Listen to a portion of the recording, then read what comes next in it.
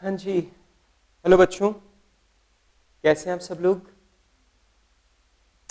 बहुत बढ़िया। चलिए लेट्स स्टार्ट। बेटा हम लोग ने कल की क्लास में हम लोगों ने डिस्कस किया था ग्राफिकल अप्रोच के बारे में। मैंने आप लोगों को बताया था कि ग्राफिकल अप्रोच में हम सिर्फ उन्हीं सवालों को सॉल्व कर सकते हैं जिनमें सिर्फ दो वेरिएबल हों, क्योंकि ग्राफ पेपर में बस दो ही एक्सेस होते हैं, एक वर्टिकल और एक हॉरिजॉन्टल। तो हम यहां पर सिर्फ उन्हीं सवालों को हल कर पाएंगे जिनमें दो वेरिएबल हैं, मतलब x1 और x2 या x और y। अगर दो ही वेरिएबल हैं तो ही आप ये क्वेश्चन सॉल्व, ये ग्राफिकल मेथड यूज कर सकते हो, वरना आप ग्राफिकल मेथड को यूज नहीं कर सकते। नंबर दो, ग्राफिकल मेथड में अपन क्या करेंगे, जितने भी अपने कांस्टेंट फंक्शन है, ऑब्जेक्टिव फंक्शन नहीं, जितने भी अपने कांस्टेंट फंक्शन है उनको हम ग्राफ पेपर पे एरो से, ग्राफ पेपर पे हम उसे ड्रॉ कर लेंगे और ड्रॉ करने के बाद में हम ग्रेटर देन और लेस देन की कंडीशन को देखते हुए हम लोग उसमें से कॉमन एरिया, मतलब वो वाला एरिया फाइंड आउट कर लेंगे जो सारे कॉन्स्टेंट्स को सेटिस्फाई करता हो, वो आइडेंटिफाई कर लेंगे।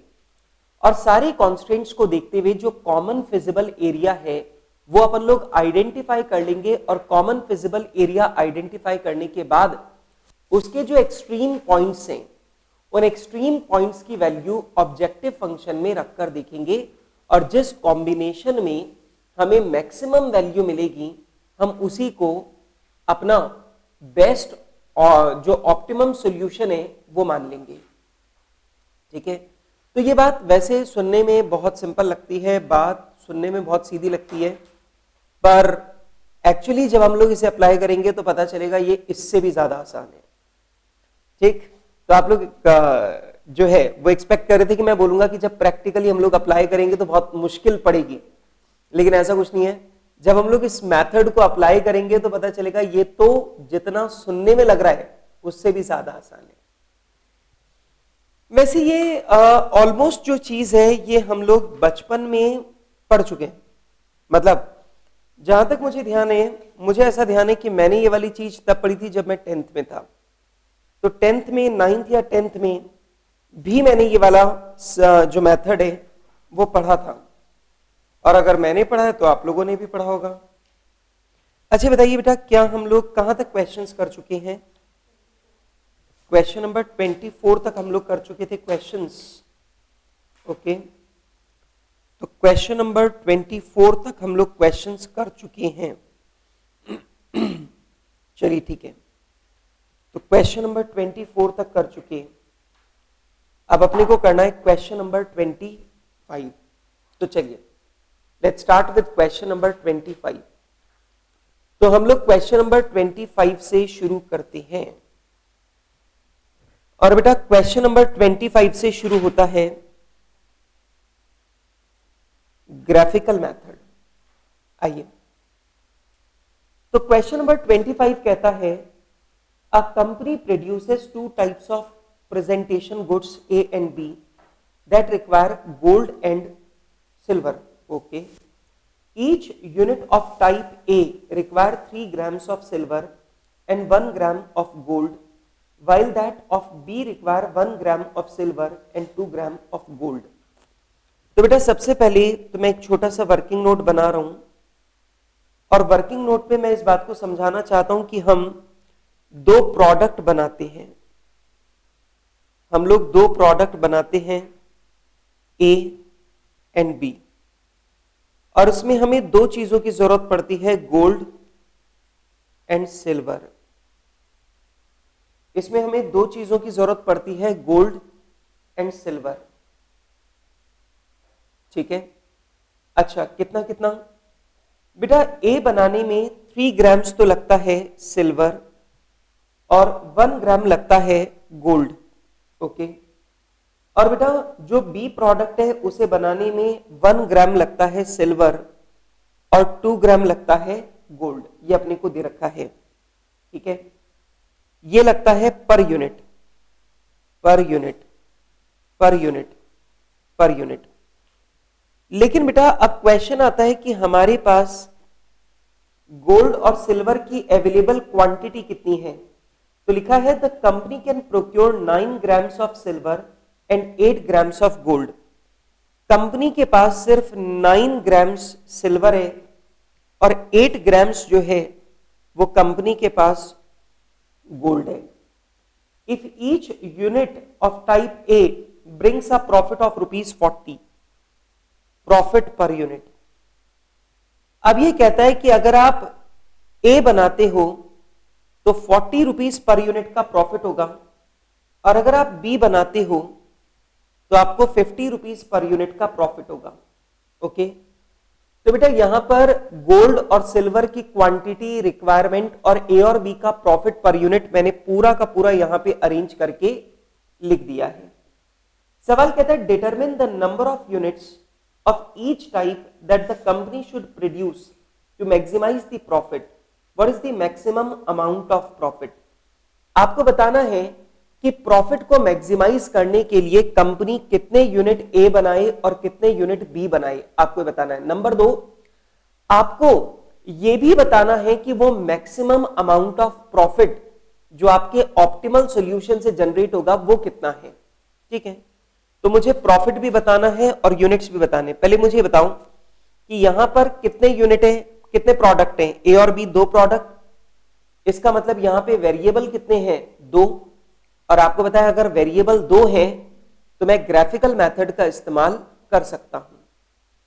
तो चलिए अब आप ऐसा कीजिए, अब आप लोग फटाफट से मुझे फॉर्मुलेशन करके बताइए। Hurry up. हाँ जी, आप लोग सॉल्यूशन में आ गए हैं। आप लोग सॉल्यूशन में लिखेंगे पॉइंट नंबर ए, और पॉइंट नंबर ए में आप लोग करेंगे फॉर्मुलेशन ऑफ इक्वेशन। हाँ जी बेटा, इक्वेशन को फॉर्मुलेट करेंगे। सबसे पहला ऑब्जेक्टिव फंक्शन। बेटा ये बताइए आप प्रॉफिट को क्या करना चाहेंगे, मैक्सिमाइज या मिनिमाइज? सर ऑब्वियस बात है, प्रॉफिट है तो प्रॉफिट को तो मैक्सिमाइज ही करेंगे। तो लीजिए बेटा, maximise z is equals to 40x plus 50y। बेटा मैंने यहां पे थोड़ा सा काम चोरी कर ली है। मैंने मान लिया है ए प्रोडक्ट के यूनिट्स है x और बी प्रोडक्ट के यूनिट है y, तो मैंने लिखा नहीं, मैंने डायरेक्टली इक्वेशन लिख दी है। तो ए का 1 यूनिट बेचने पर ₹40 का प्रॉफिट होता है, तो x यूनिट बेचने पर प्रॉफिट होगा 40x, और बी का 1 यूनिट बेचने पर ₹50 का प्रॉफिट होता है, तो मेरा y यूनिट्स में प्रॉफिट हो जाएगा 50y। Subject to constraints.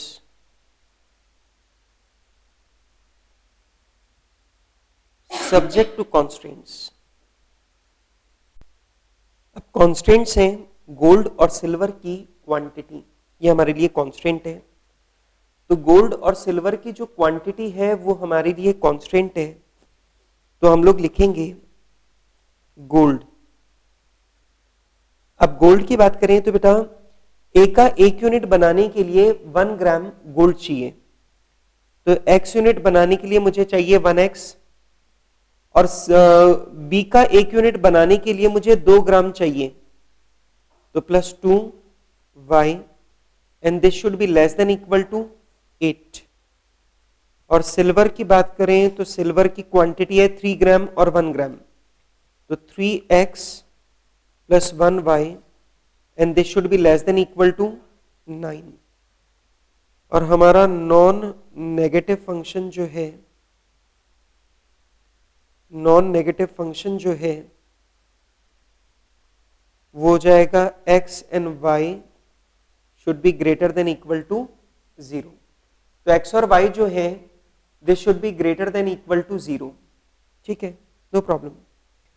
अब बेटा जैसा हम लोग अभी तक करते आए थे कि हम लोग पहले वर्ड प्रॉब्लम को इक्वेशन फॉर्मेट में कन्वर्ट करते हैं, तो वो काम मैंने कर लिया है। मैंने वर्ड प्रॉब्लम को इक्वेशन में कन्वर्ट कर दिया है। अब ध्यान रखना, ग्राफ पेपर पे सॉल्व करते टाइम हमें ऑब्जेक्टिव फंक्शन से कोई मतलब नहीं होता। ग्राफ पेपर पे हम लोग सिर्फ और सिर्फ कांस्टेंट फंक्शन को ही प्लॉट करते हैं, ग्राफ पेपर पे ऑब्जेक्टिव फंक्शन को प्लॉट नहीं करते। लेकिन अब बात यह है कि अगर मुझे इस इक्वेशन को और मुझे इस इक्वेशन को, अगर मुझे इन दोनों इक्वेशंस को ग्राफ पेपर पे प्लॉट करना है तो पहले मुझे x और y की वैल्यू फाइंड आउट करनी होगी। तो चलो x और y की वैल्यू फाइंड आउट करते हैं। Point number B, point number B,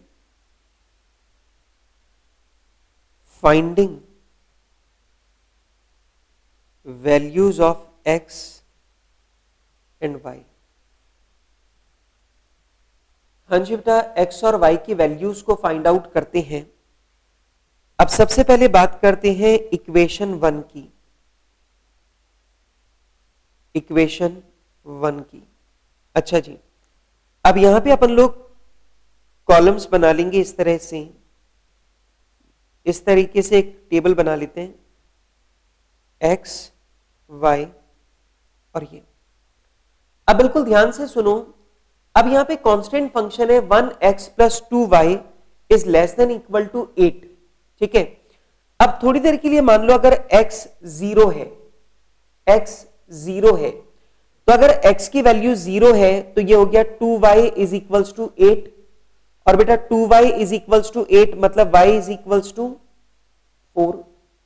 तो अगर मैंने x की वैल्यू को 0 माना तो y की वैल्यू क्या है 4, और अब अगर मैं y की वैल्यू को 0 मान लूं तो x की वैल्यू क्या है 8।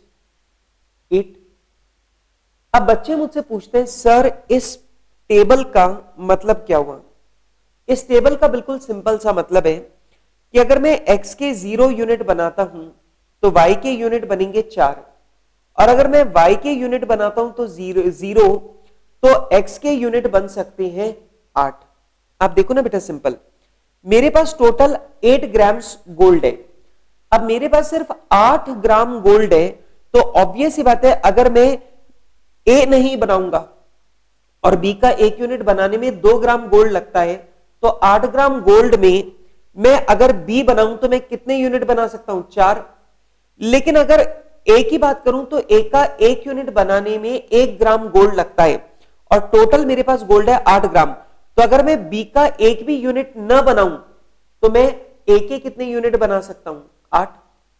तो सिंपल सी बात है बेटा, अगर मैं a ना बनाऊं तो b के 4 यूनिट बनेंगे, b ना बनाऊं तो a के 8 यूनिट बनेंगे। सिंपल सी बात है। अब मैं यहां पे पॉइंट नंबर बी में आता हूं, और पॉइंट नंबर बी में मैं वैल्यूज निकालूंगा इक्वेशन नंबर 2 की। अब यहां पर मैंने वापस वही बना दिया है, ये टेबल बना लेते हैं, और इस टेबल में मैंने कर दिया है x y। अब बताइए बेटा, अगर मैं x बनाता हूं 0 तो y के बनेंगे 9 यूनिट्स, और अगर y बनाता हूं 0 तो x के बनेंगे 3 यूनिट्स। तो बेटा मैंने x की वैल्यू 0 लेकर के मैंने इक्वेशन में पुट कर दिया, और मैंने y की वैल्यू 0 लेकर इक्वेशन में पुट कर दिया, तो मेरे पास y और x दोनों की वैल्यूज आ गई है। ठीक है, अब मैंने दोनों कांस्टेंट फंक्शंस की वैल्यूज जो है वो मैंने निकाल लिया। अब जैसे इस क्वेश्चन में तो 2 ही कांस्टेंट फंक्शन है, अगर इस क्वेश्चन में 2 से ज्यादा कांस्टेंट फंक्शन होते तो मैं उनकी सबकी यही वैल्यू फाइंड आउट करता। ठीक है, तो चलो मैंने दोनों कांस्टेंट इक्वेशन की वैल्यूज को फाइंड आउट कर लिया है। अब इन वैल्यूज को मैं ग्राफ पेपर पे प्लॉट करूंगा। Point number C, graphical presentation of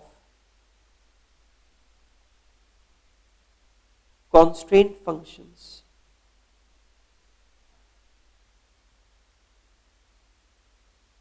अब कांस्टेंट फंक्शंस को हम लोग ग्राफिकली प्रेजेंट करेंगे। अभी ग्राफिकली कैसे प्रेजेंट करेंगे, स्केल ग्राफिकली कैसे प्रेजेंट करेंगे, तो मैंने ग्राफ पेपर की जगह मैंने यहीं पे ड्रॉ कर लिया है। और ये लीजिए बेटा, ये मैंने ड्रॉ कर लिया। अब यहां पे अगर मैं वैल्यूज की बात करता हूं तो वैल्यूज मैं ले लूंगा।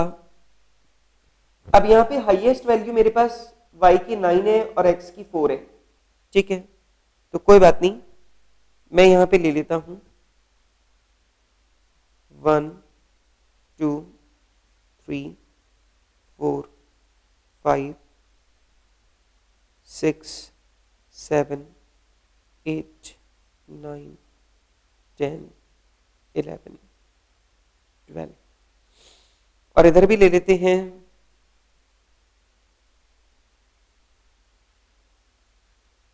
1 2 3 4 5 6 7 8 9 10 11 12 13। लीजिए बेटा, मैंने यहां पे ले लिया है 1 2 3 4 5 6 7 8 9 10 11 12 13।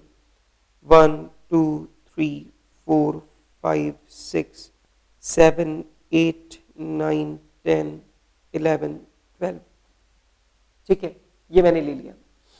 अब मैं इस एक्सिस पे ले लेता हूं x और इस एक्सिस पे मैंने ले लिया y की वैल्यू। अब जो पहली इक्वेशन है उसको देखो। फर्स्ट इक्वेशन में x की वैल्यू अगर 0 है तो y की वैल्यू है 4, ओके। तो अगर x आप बनाते हो 0 तो y कितना बनेगा 4, और बेटा अगर आप y बनाते हो 0 तो x बनेगा कितना 8। इसका मतलब ये हुआ कि जो मेरे पास गोल्ड की क्वांटिटी है उस गोल्ड की क्वांटिटी के मुताबिक मैं x और y का जो भी प्रोडक्शन करूंगा वो इसके अंदर अंदर ही होगा। बेटा आप जल्दी से पहली कांस्टेंट इक्वेशन को देखो, वो क्या था 1x plus 2y should be less than equal to 8। इसका मतलब गोल्ड की क्वांटिटी के मुताबिक मैं ए और बी का जो भी प्रोडक्शन करूंगा वो ए और बी का प्रोडक्शन इससे कम ही हो सकता है, इससे ज्यादा नहीं हो सकता, क्योंकि इक्वेशन को देखो, इक्वेशन है 1x plus 2y is less than equal to 8 और लेस देन इक्वल टू 8 है। इसका मतलब जो भी इनका कॉम्बिनेशन x और y का होगा वो इससे कम ही हो सकता है।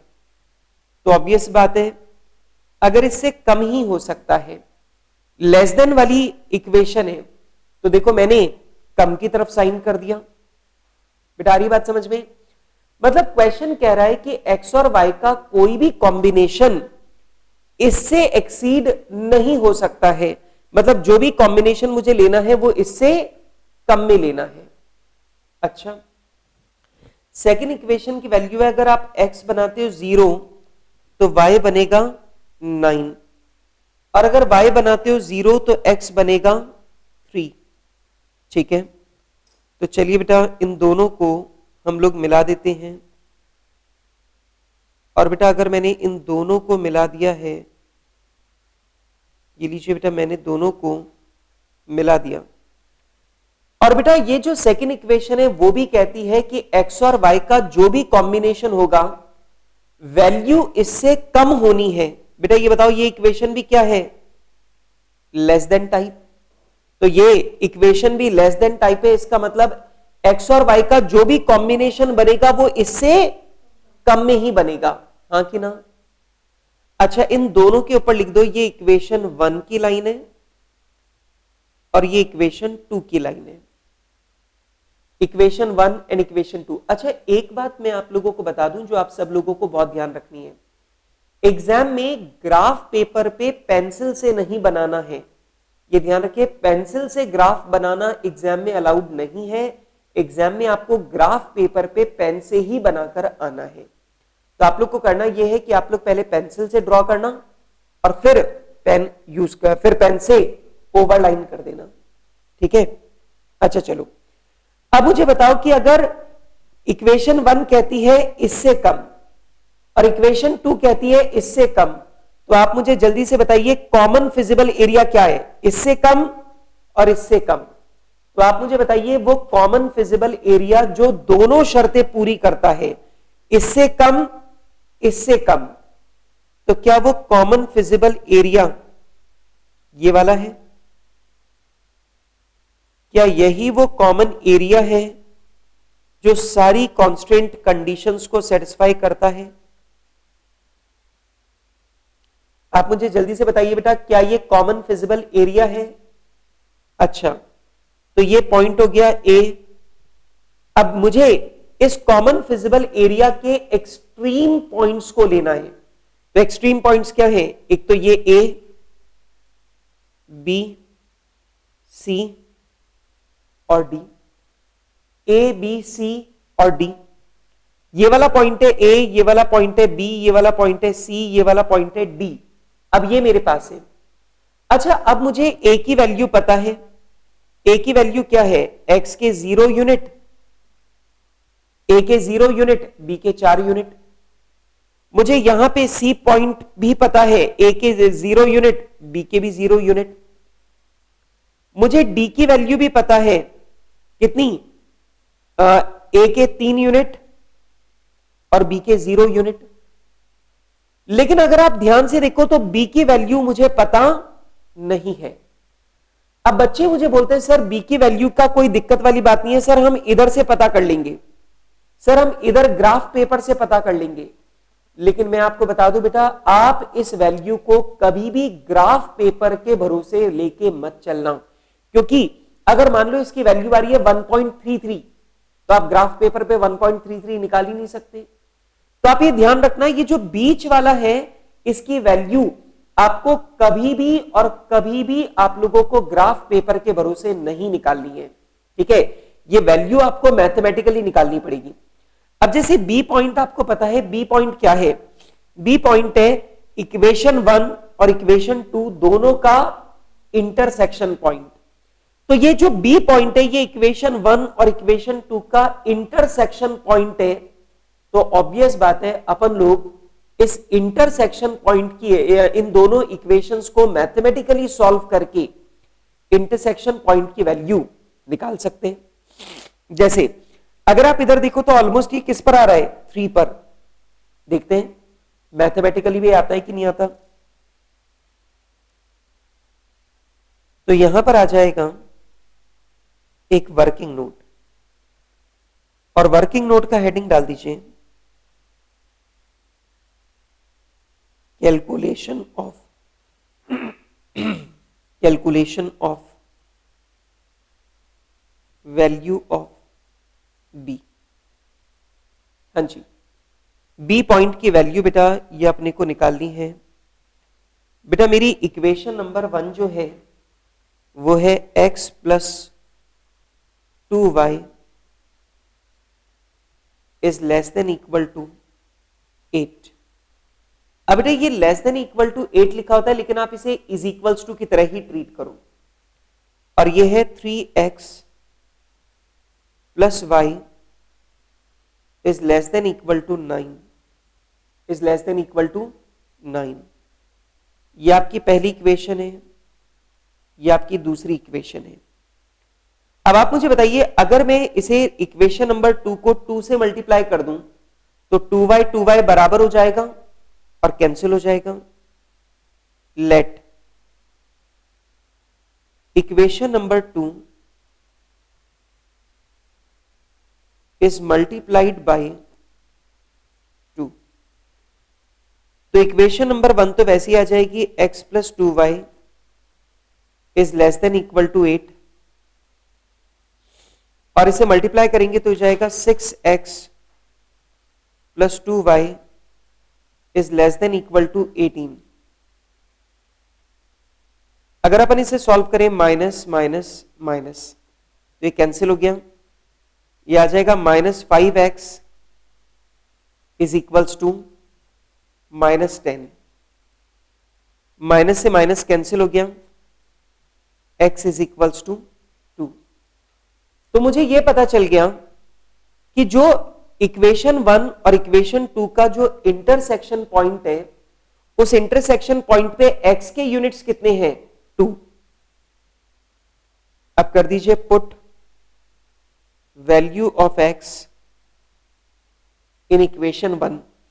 अब इक्वेशन 1 में x की वैल्यू रख दें 2 plus 2y is equals to 8, 2x plus 2y is equals to 8, तो हो जाएगा 2y is equals to 6 and y is equals to 3। तो लीजिए बेटा, मुझे ये पता है कि b पॉइंट क्या है। b पॉइंट इक्वेशन 1 और इक्वेशन 2 का इंटरसेक्शन पॉइंट है। तो मैंने इक्वेशन 1 और इक्वेशन 2 दोनों के इस इंटरसेक्शन पॉइंट की वैल्यू मैंने कैलकुलेट कर ली है। x की वैल्यू आ रही है 2 और y की वैल्यू आ रही है 3। तो लीजिए बेटा, मैं यहां पे b पॉइंट पर लिख देता हूं x की वैल्यू है 2 और y की वैल्यू है 3। तो एक बात ध्यान रखना, जो कॉर्नर वाले ये जो पॉइंट्स है जिनकी वैल्यू आप क्लियरली ले सकते हो वो तो क्लियरली ले लो, लेकिन जहां पर दो आर्क का इंटरसेक्शन पॉइंट है वहां कभी भी वैल्यूज के लिए आप ग्राफ पेपर पे भरोसा नहीं करेंगे, वो आप लोग हमेशा मैथमेटिकली कैलकुलेट करेंगे। ठीक है, अब जैसे यहां तो दो ही इक्वेशन है, अब मान लीजिए यहां पे होती 4 इक्वेशन, तो मैं ये देखता कि उन 4 में से कौन सी दो इक्वेशंस के आर्क आपस में क्रॉस कर रहे हैं। और बेटा, जो दो इक्वेशंस के आर्क क्रॉस कर रहे हैं, मैं उन्हीं दोनों इक्वेशंस को सॉल्व करके वो उस इंटरसेक्शन पॉइंट की वैल्यू फाइंड आउट करूंगा। तो इंटरसेक्शन पॉइंट की वैल्यू आपको फाइंड आउट करनी है मैथमेटिकल अप्रोच से, और यहां पर मेरी कितनी आ रही है 2 और 3। तो अब बेटा मेरे पास चारों एक्सट्रीम पॉइंट्स की वैल्यू है। अब मैं इस वैल्यू को ऑब्जेक्टिव फंक्शन में पुट करूंगा, और जिस कॉम्बिनेशन में मेरे ऑब्जेक्टिव फंक्शन की वैल्यू मैक्सिमम आएगी मैं उसी को प्रेफर कर लूंगा। अब कैसे, चलो देखिए point number D, put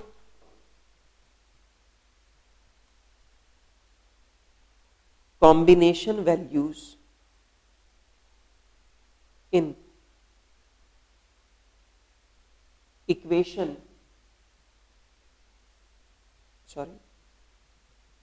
in objective function।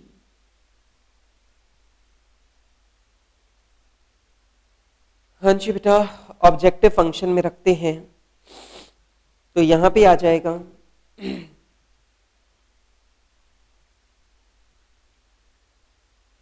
Combination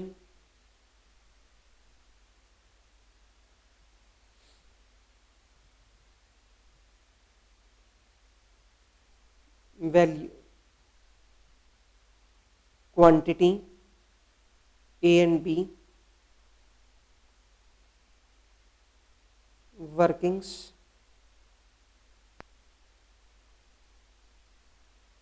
value of Z.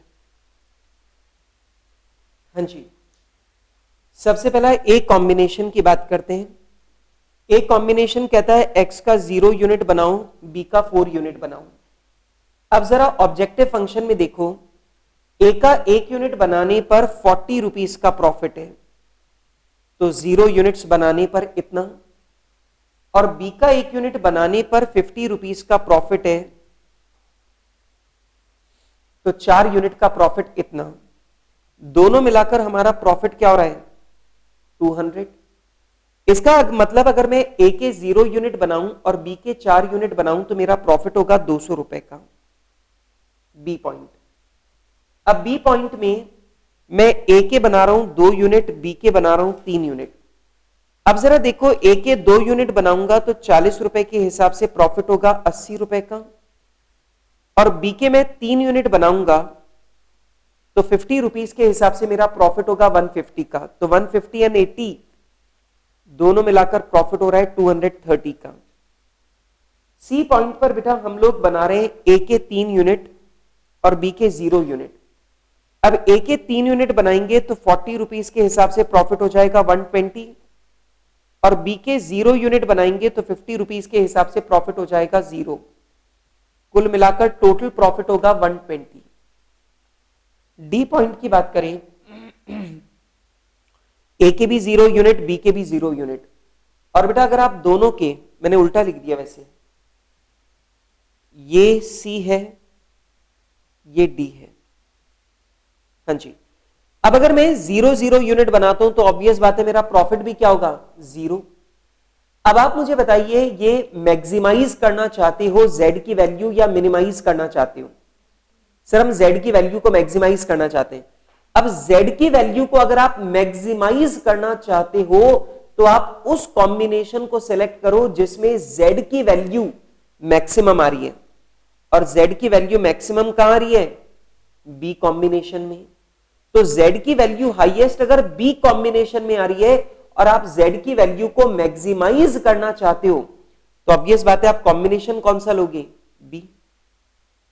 तो आइए बेटा अपनी रिपोर्ट लिखिए। We will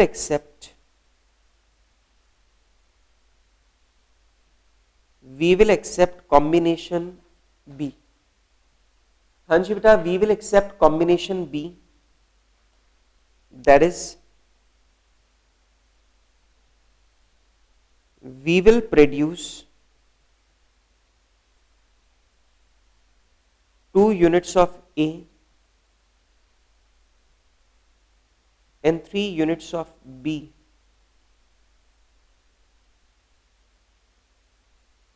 to give us maximum profit of rupees 230। तो बेटा हम लोग ए के 2 यूनिट बनाएंगे और बी के 3 यूनिट बनाएंगे ताकि हमें मैक्सिमम प्रॉफिट मिले। और हमें मैक्सिमम प्रॉफिट कितना मिल सकता है, 230 रुपीस का। ठीक, अब बेटा ये जो मैंने सॉल्व किया है ये बेसिक ट्रिक है ये ग्राफिकल अप्रोच की। अब मैं जितने भी क्वेश्चंस करूंगा उनमें मैं इसी ट्रिक को बार बार अप्लाई करता जाऊंगा। तो चलिए इस ट्रिक को हम लोग एक बार और अप्लाई करते हैं और हम लोग करते हैं क्वेश्चन नंबर 26। आइए बेटा, चलिए बेटा हम एक और सवाल करते हैं क्वेश्चन नंबर 26। तो आइए बेटा क्वेश्चन नंबर 26 को पढ़ते हैं। देखिए क्वेश्चन नंबर 26 कहता है a company produces 2 products X and Y, each of which require 3 types of processing. The length of time which each unit requires for processing and profit per unit are given in the following table. Okay? बेटा हम 2 ही product बनाते हैं x और y। अब obvious सी बात है बेटा अगर अपन 2 प्रोडक्ट बनाते हैं x और y दैट मींस इस क्वेश्चन में भी 2 ही वेरिएबल होने वाले हैं। और अगर इस क्वेश्चन में 2 ही वेरिएबल होने वाले हैं तो ऑब्वियस सी बात है हम यहां पर भी ग्राफिकल अप्रोच का इस्तेमाल कर सकते हैं। प्रोसेस 1 में हमें टाइम लगेगा, प्रोसेस 2 में टाइम लगेगा, प्रोसेस 3 में टाइम लगेगा, प्रॉफिट पर यूनिट गिवन है, अवेलेबल कैपेसिटी गिवन है। क्वेश्चन कहता है how many units of each product should the company produce per day to maximise profit. आपको क्वेश्चन कह रहा है बताइए कंपनी दोनों प्रोडक्ट एक्स और वाई की कितनी कितनी यूनिट्स बनाए कि कंपनी का प्रॉफिट मैक्सिमाइज हो जाए।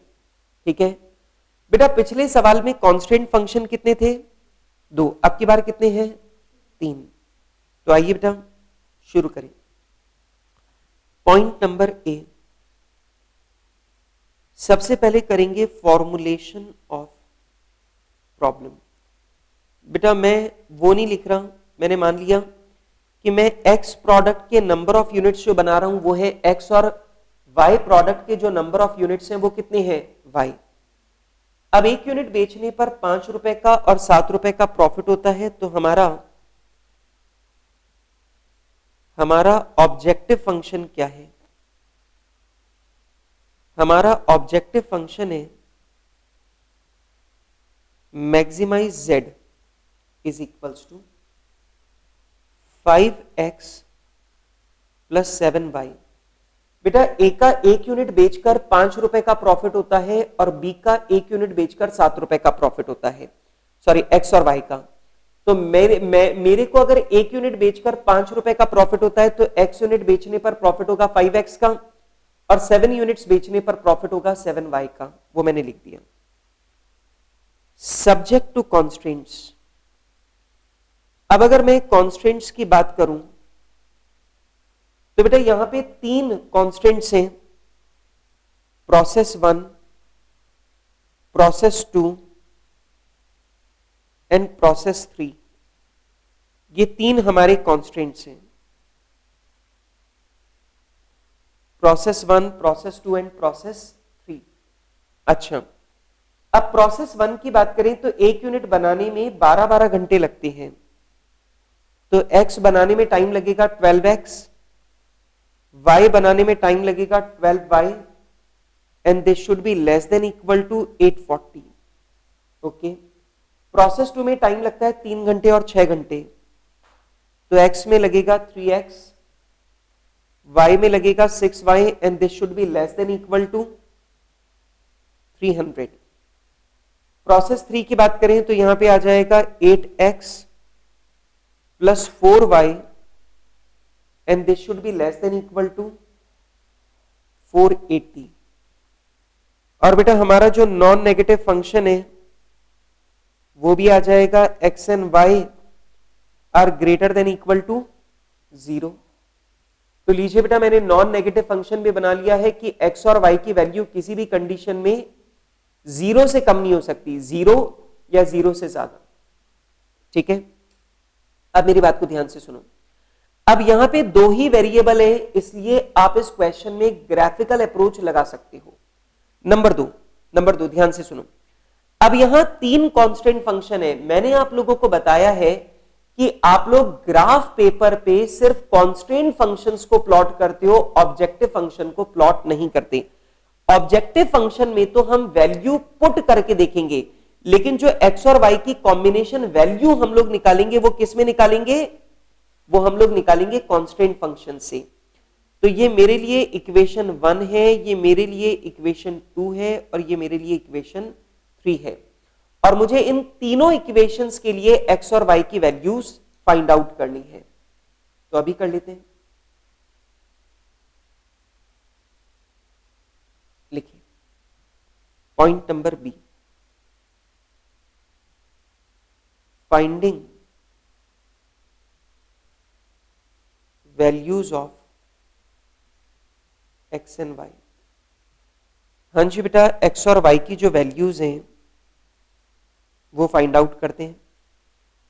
अब यहां पे हो जाएगा सबसे पहला इक्वेशन 1। इक्वेशन 1 की बात करें, x y। अब आप मुझे बताइए बेटा, अगर x के यूनिट 0 हैं तो y के यूनिट कितने बनेंगे, 70। हाँ जी बेटा, जल्दी बताओ, सही है। और अगर y के यूनिट में बनाता हूं 0 तो x के यूनिट कितने बनेंगे, 70। ये लीजिए बेटा, मैंने x और y की जो वैल्यूज हैं वो मैंने यहां पे निकाल दी इक्वेशन 1 के लिए। अब देखें, वैल्यूज निकाली है इक्वेशन 2 के लिए। तो इक्वेशन 2 में मैंने कर दिया है x एंड y,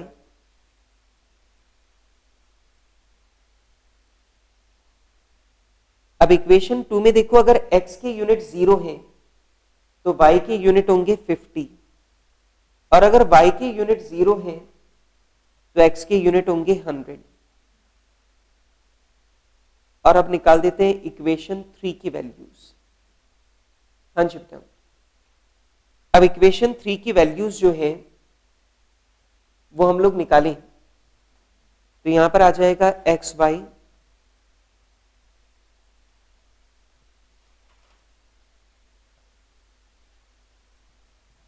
x की वैल्यू अगर 0 है तो y की वैल्यू हो जाएगी 120, और बेटा अगर y की वैल्यू 0 है तो x की वैल्यू हो जाएगी 160।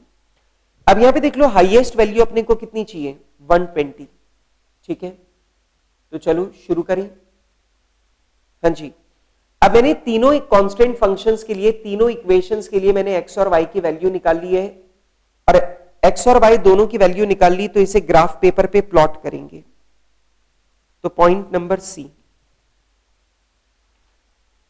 Graphical presentation. तो यहां पे आ जाएगा graphical presentation of constant functions तो जो हमारे कांस्टेंट फंक्शंस हैं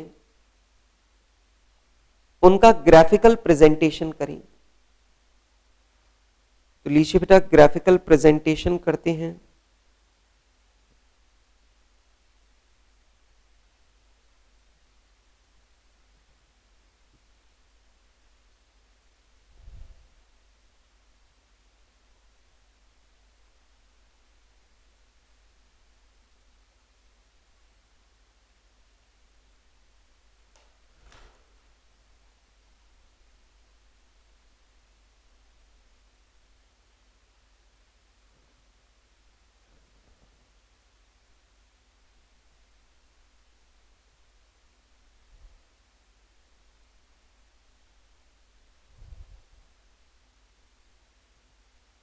अच्छा मुझे बताइए, अब यहां पे यूनिट्स जो हैं वो है 70, 50, 100, 120, 60। तो क्या मैं यहां पे ये 10 के बेस ले लूं? तो चलिए मैं यहां पे 10 के अकॉर्डिंग वैल्यूज पुट कर देता हूं।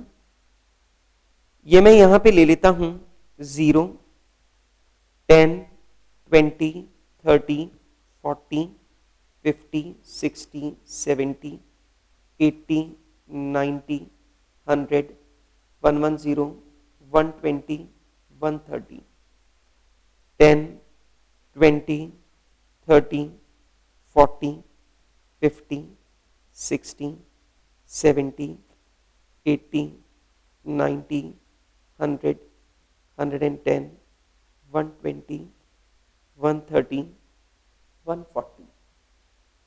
ओके बेटा, ये मैंने बना लिया है। अब इक्वेशन 1 की बात करें। x के यूनिट, अब ये हो गया x और ये हो गया है y। तो मैंने x एक्सिस मान लिया है हॉरिजॉन्टल और y एक्सिस मान लिया है वर्टिकल। चलो अब मुझे बताइए, अगर x के 0 यूनिट बनेंगे तो y के बन जाएंगे कितने? 70। और y के 0 बने तो x के भी बन सकते हैं 70। अब जरा ध्यान से सुनो, ये इक्वेशन क्या थी? ये इक्वेशन थी 12x plus 12y should be less than equal to 840। इसका मतलब ये हुआ, ये इक्वेशन है लेस देन इक्वल टू 840।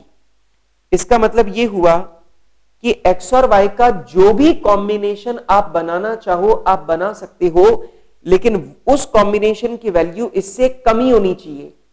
मतलब आप x और y का कोई भी कॉम्बिनेशन बना सकते हो, लेकिन उस कॉम्बिनेशन की वैल्यू इससे कम ही हो सकती है। इक्वेशन में क्या है? 12x plus 12y should be less than equal to 840, should be less than equal to 840। ठीक है, और इसके आगे मैंने लिख भी दिया कि ये इक्वेशन 1 है। इक्वेशन 2 की बात करें, x अगर 0 बनता है तो y बनेगा 50, और y अगर 0 बनता है तो x बनेगा 100। तो लीजिए बेटा, ये मैंने इक्वेशन नंबर 2 की लाइंस खींच दी हैं। और बेटा ये मैंने इक्वेशन नंबर 2 की लाइन खींची। अब देख के मुझे बताओ इक्वेशन 2 क्या कहती है? लेस देन दिस और मोर देन दिस। तो ध्यान से देखो, इक्वेशन 2 भी कहता है x और y का जो भी कॉम्बिनेशन होगा वो इससे कम होना चाहिए और इससे कम होना चाहिए। तो मैंने एरो लगा दिया कि जो भी ऑप्शन आपको लेना है, जो भी कॉम्बिनेशन आपको लेना है वो इससे कम लेना है। अच्छा, इक्वेशन 3 में देखो, अगर x 0 बनता है तो y बनेगा 120, और अगर y बनता है 0 तो x बनेगा 60। ठीक है, तो लीजिए बेटा इक्वेशन नंबर 3 की वैल्यू भी पुट कर देते हैं। और इक्वेशन नंबर 3 की वैल्यू भी अगर हम पुट करें तो ये लीजिए बेटा, मैंने इक्वेशन नंबर 3 की वैल्यू को भी पुट कर दिया है। अच्छा, और इक्वेशन नंबर 3 भी क्या है? Less than type. मतलब x और y का जो भी कॉम्बिनेशन आप लेना चाहते हो ले लो, लेकिन वो इससे कम होना चाहिए। वो इससे क्या होना चाहिए? कम। ठीक है, अब आप मुझे बताओ, इक्वेशन 1 कहती है इससे कम, इक्वेशन 2 कह रही है इससे कम, इक्वेशन 3 कह रही है इससे कम। तो आप मुझे बताइए वो कॉमन फिजिबल एरिया आइडेंटिफाई करो जिसकी वैल्यू जो इन तीनों इक्वेशंस को सेटिस्फाई करता है। तो आप मुझे बताइए क्या वो कॉमन फिजिबल एरिया ये वाला है? ध्यान से देखना, ये यहां से टर्न कर गया। क्या वो कॉमन फिजिबल एरिया ये वाला है? हाँ जी, क्या वो कॉमन फिजिबल एरिया ये वाला है? अब ध्यान से देखें। अब इस कॉमन फिजिबल एरिया मतलब मेरा कोई भी कॉम्बिनेशन जो इसके अंदर अंदर है वो मेरे लिए पॉसिबल है। मतलब मैं कोई भी कॉम्बिनेशन बनाऊं लेकिन वो कॉम्बिनेशन इसी एरिया के अंदर अंदर होना चाहिए। क्यों? क्योंकि वो इन तीनों इक्वेशंस को सेटिस्फाई करेगा। तो मैं एक्स और वाई का कोई भी कॉम्बिनेशन बना सकता हूं बेटे, लेकिन वो कॉम्बिनेशन इस एरिया के अंदर अंदर होना चाहिए, क्योंकि इस एरिया के अंदर जो भी वैल्यू है वो तीनों इक्वेशंस को सेटिस्फाई करती है। लेकिन ऑब्वियस सी बात है, मुझे इस रीजन के अंदर अंदर रहना है, लेकिन एट द सेम टाइम मुझे अपना प्रॉफिट भी मैक्सिमाइज करना है। और मुझे मेरा प्रॉफिट मैक्सिमाइज करना है तो ऑब्वियस बात है मैं किसे इवेल्युएट करूंगा? एक्सट्रीम पॉइंट्स को। तो ये पॉइंट मैंने ले लिया है ए की वैल्यू है 0 0, ठीक। ये पॉइंट मैंने ले लिया है बी, और बी की वैल्यू आ रही है 0 50, ओके। ये वाला जो पॉइंट है ये वाला, ये पॉइंट है सी पॉइंट। लेकिन सी पॉइंट जो है वो इक्वेशन नंबर 1 और इक्वेशन नंबर 2, आप ध्यान से देखो, इक्वेशन 1 और इक्वेशन 2 का इंटरसेक्शन पॉइंट है। और मैंने आपको बताया था इंटरसेक्शन पॉइंट की वैल्यू निकालने के लिए कभी भी ग्राफ पेपर पे भरोसा नहीं करते। और फिर ये वाला पॉइंट है, ये वाला जो पॉइंट है इसका नाम है डी, और ये इंटरसेक्शन है किसका? इक्वेशन 1 और इक्वेशन 3 का। तो ये इंटरसेक्शन पॉइंट है इक्वेशन 1 और इक्वेशन 3 का, और इंटरसेक्शन वाले पॉइंट पर हम कभी भी ग्राफ पेपर पे भरोसा नहीं करेंगे, छोड़ दो। और ये लास्ट जो है ये है ई, और ये जो ई ऑप्शन है इसमें x की वैल्यू है 60 और y की वैल्यू है 0। तो x की वैल्यू है 60, y की वैल्यू है 0। तो ये वाले पॉइंट्स की वैल्यू तो मैंने निकाल दी, इन वाले पॉइंट्स की वैल्यू तो मैंने निकाल दी है, लेकिन जो इंटरसेक्शन वाले पॉइंट है उनकी वैल्यू मुझे मैथमेटिकली निकालनी पड़ेगी। तो चलो सी पॉइंट और डी पॉइंट की वैल्यूज निकालते हैं। सबसे पहले मेरी बात ध्यान से सुनना, ये पॉइंट सबसे इंपॉर्टेंट है। सी पॉइंट किसका इंटरसेक्शन है? इक्वेशन 1 और इक्वेशन 2 का। तो इक्वेशन 1 और इक्वेशन 2 का इंटरसेक्शन पॉइंट है, तो उन्हीं से निकालेंगे। Working note 1, values of X and Y at intersection point C. तो इंटरसेक्शन पॉइंट सी पर अपन इन दोनों की वैल्यूज निकालेंगे। तो इक्वेशन 1 और 2 का को अपन लिख देंगे 12x plus 12y is equals to 840। ये मेरी इक्वेशन 1 है। 3x plus 6y is equals to 300। ये मेरी इक्वेशन नंबर 2 है। अब बेटा मैं यहां पे अगर इसे 2 से मल्टीप्लाई कर लूं तो ये दोनों बराबर हो जाएंगे। Let equation 2 is multiplied by 2। तो इक्वेशन 1 तो एज इट इज आ जाएगी 12x plus 12y is equals to 840। जो इक्वेशन 1 है वो तो एज इट इज आ जाएगी।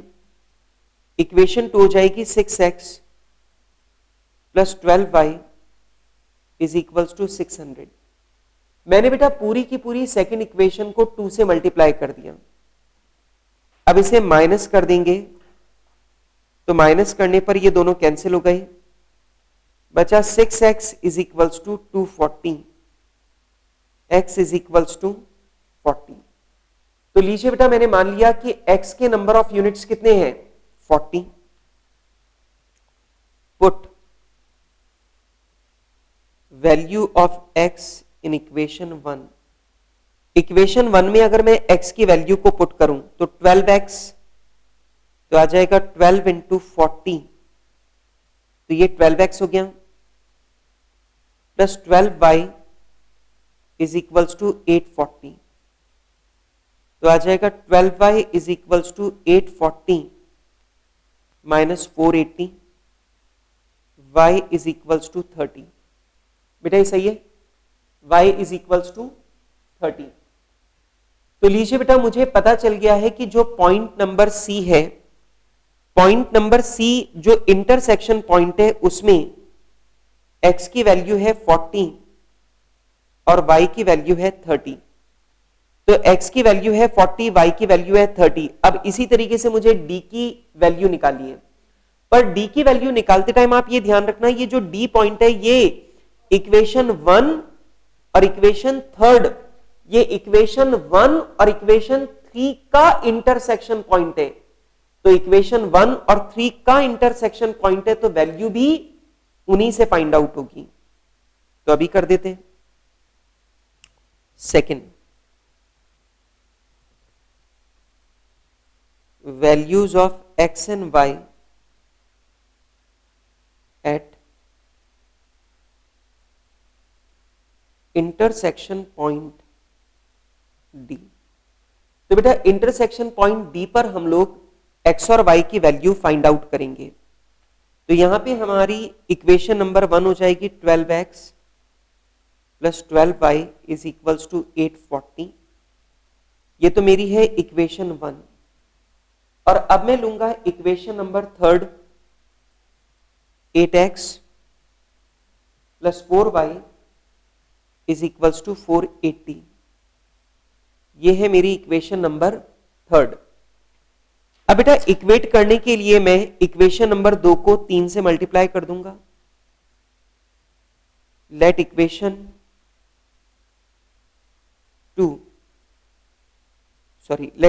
3 इज मल्टीप्लाइड बाई 3। तो यहां पे हो जाएगा 12x plus 12y is equals to 840। Equation 1 as it is आ गई। इक्वेशन 3 हो जाएगा 12x plus 12y is equals to 480 multiplied by 3, 1440। Equation number 3।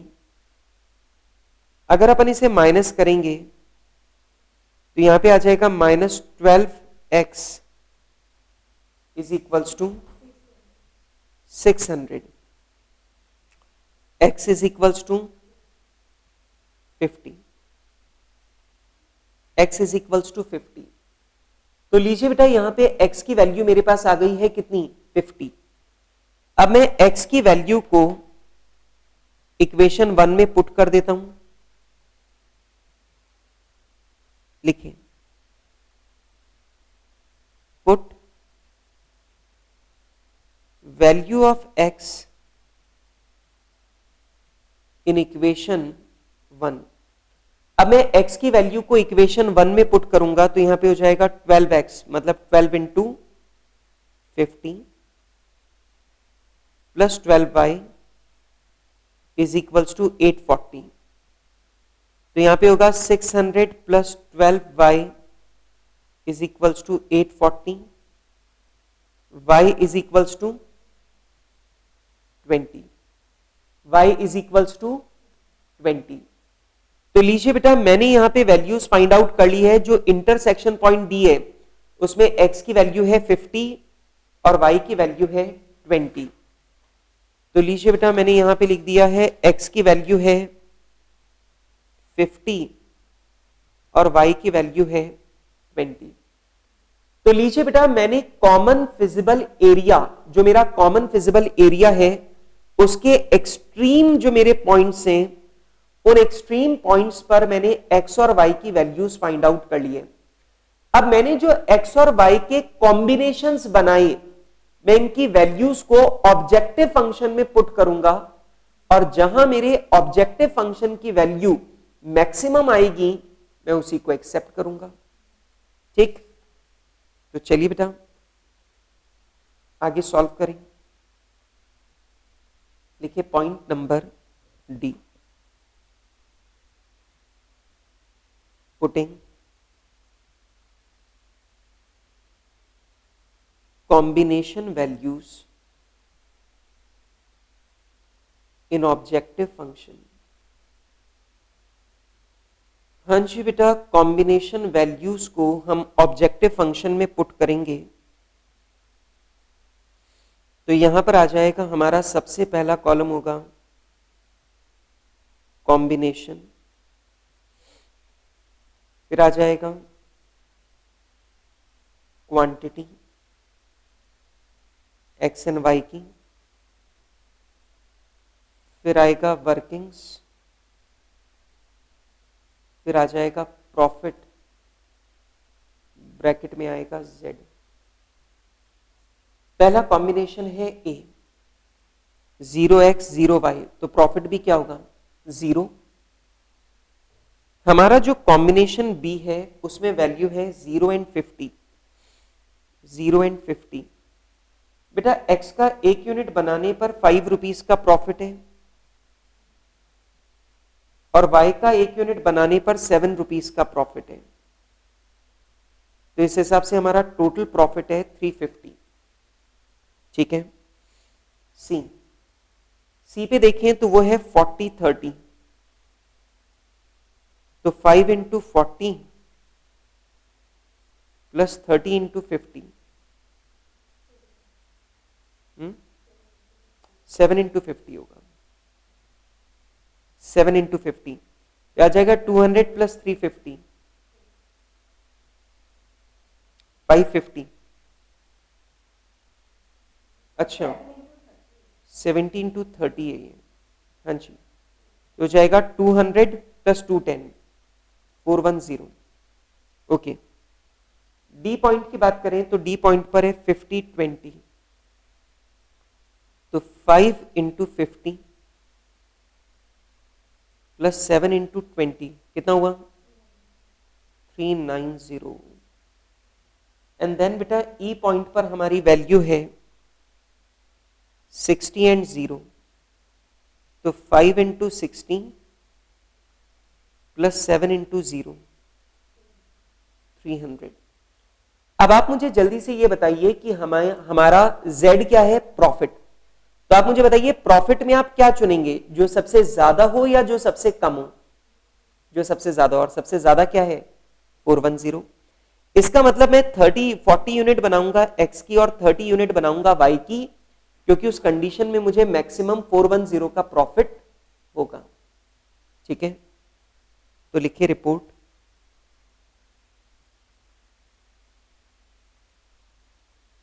Report we will produce 40 units of x and 30 units of y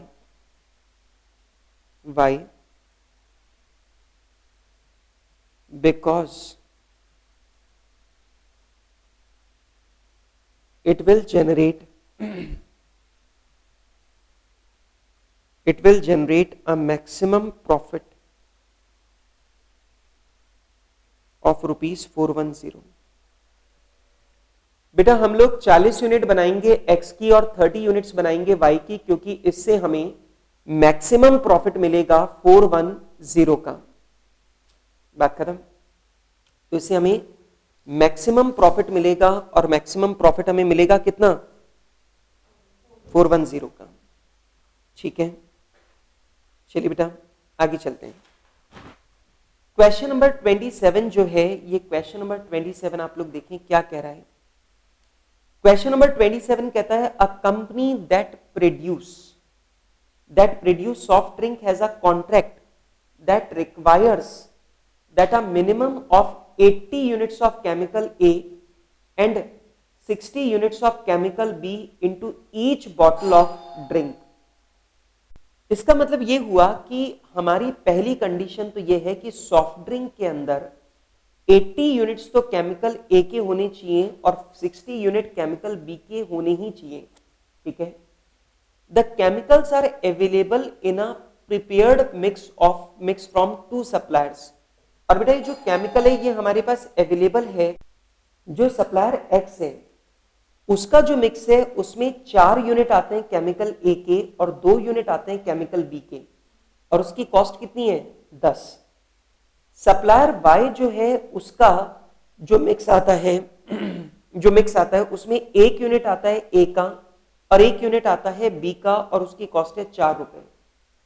how many mixes from company X and company Y should the company purchase to honor the contract requirement and yet minimize the cost? तो question कहता है आपको ये find out करना है कि company x से कितने मिक्सेस खरीदें, कंपनी वाई से कितने मिक्सेस खरीदें कि हमारा वो जो कॉन्ट्रैक्ट है वो ऑनर हो जाए and at the same time हमारी जो कॉस्ट है वो मिनिमाइज हो जाए। बेटा अब तक अपन ने दोनों सवाल किसके किए थे, मैक्सिमाइजेशन के। तो अपन ने Z में वो ऑप्शन चुना था जिसमें Z की वैल्यू मैक्सिमम आ रही थी, लेकिन अब की बार ये मिनिमाइजेशन प्रॉब्लम है और ये मिनिमाइजेशन प्रॉब्लम है तो मैं वो कॉम्बिनेशन चुनूंगा जिसमें Z की वैल्यू मिनिमम आए, ठीक है। तो चलो पहले क्या करेंगे अपन, फॉर्मुलेशन। आइए बेटा क्वेश्चन नंबर 27। अब क्वेश्चन नंबर 27 की बात करते हैं तो देखिए क्या कह रहा है। Point number A, let number of mixes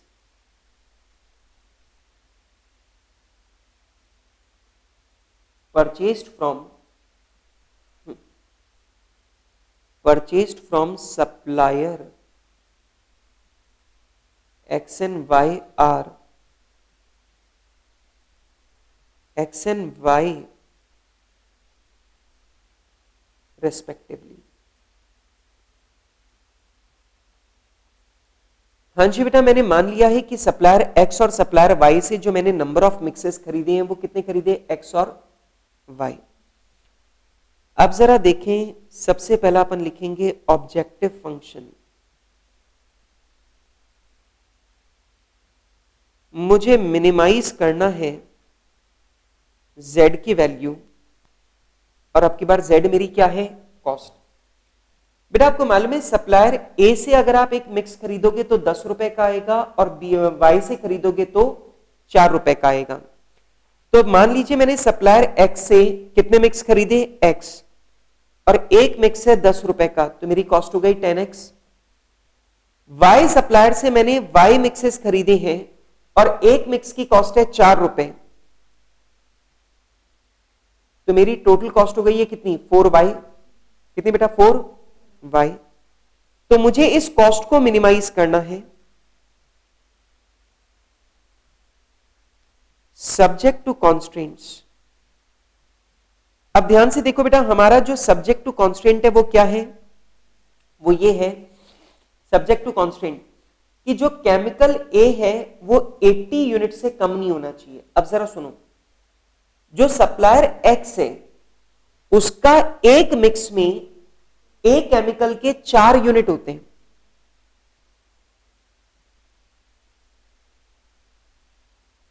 chemical A, बेटा प्लीज ध्यान से सुनो।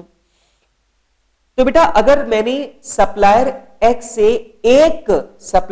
से अगर मैंने एक मिक्स खरीदता हूं तो उसमें केमिकल A के कितने यूनिट होते हैं, 4। तो X में कितने होंगे, 4x प्लस।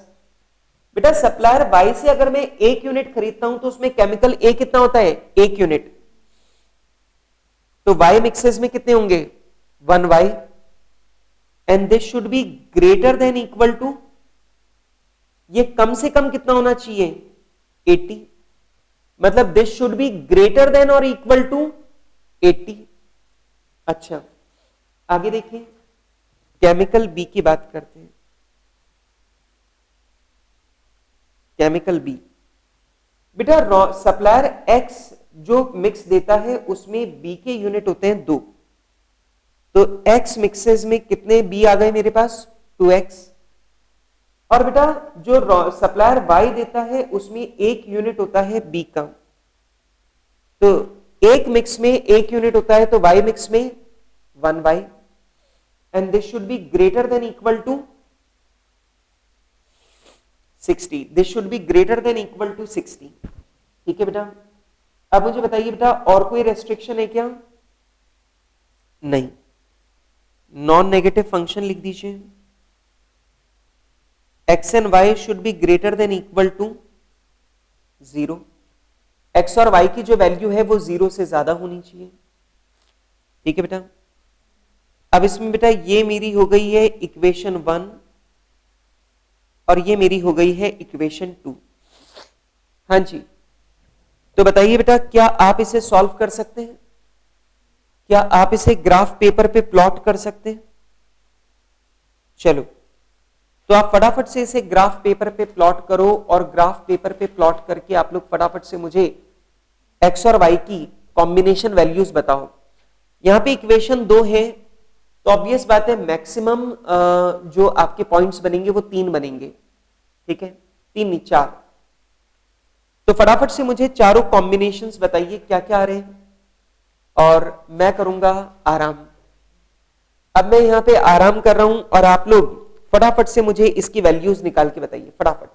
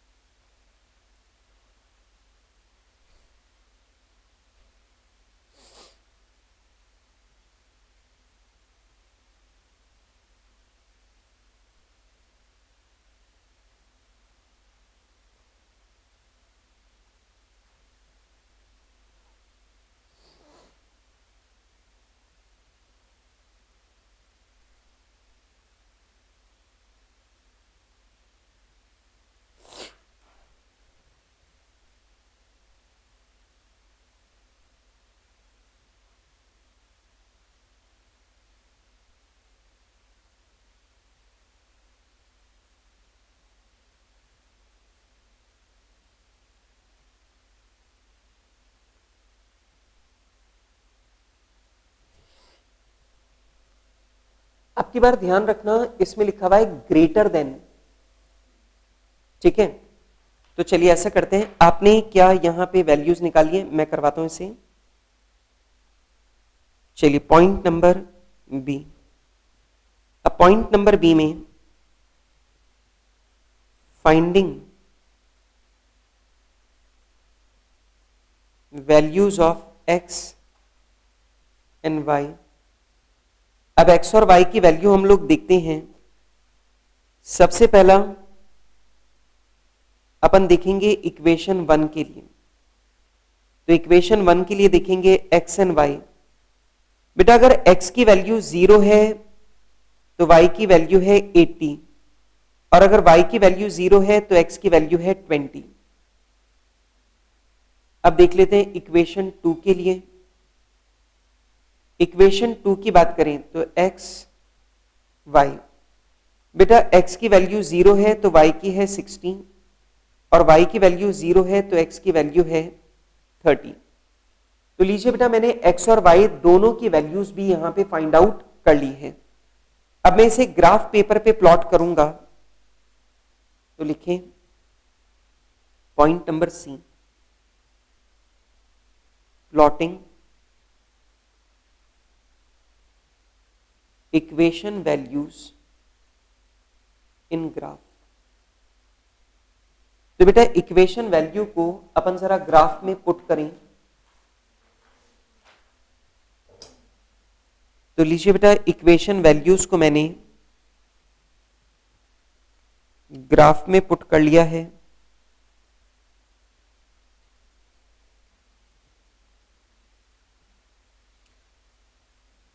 ये लीजिए बेटा,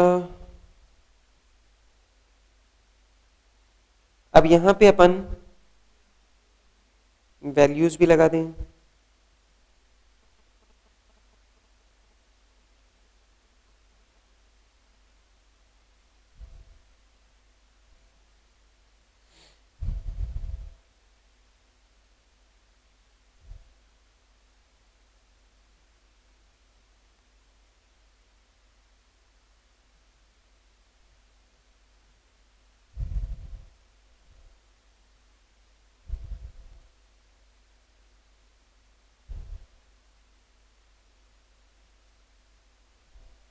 हाँ जी। अब बेटा मेरे पास जो मैक्सिमम वैल्यूज हैं वो हैं 80, तो ठीक है मैं यहाँ पे बना देता हूँ